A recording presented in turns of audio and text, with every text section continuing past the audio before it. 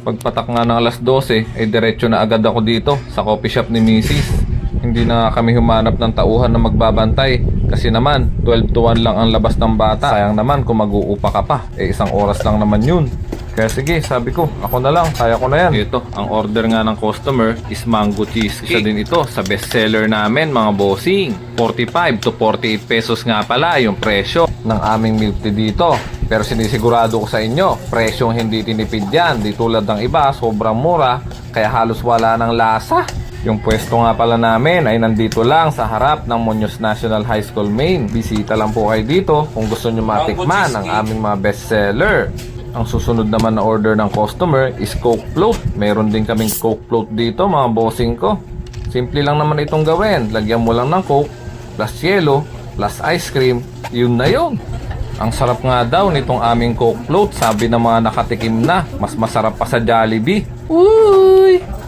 Ang susunod naman na order ng customer is mango soda with popping boba. Ito ang masarap dito.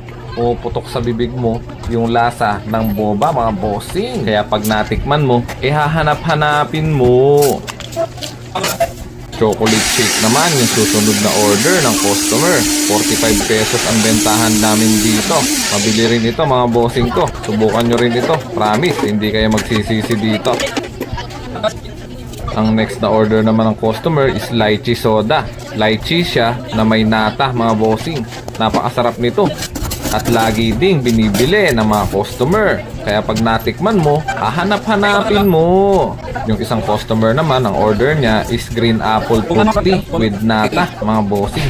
Talagang masarap pagka may nata. Parang kung natikman nyo na yung mogu-mogu, parang ganun yung lasa niya. Lalo na yung lychee. Ang sarap mga bossing ko. Ang susunod na order naman ng customer is matcha milk tea. Ito yung sinasabi ko sa inyo na best seller ng aming milk tea shop.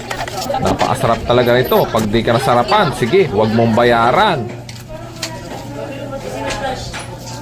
Matcha.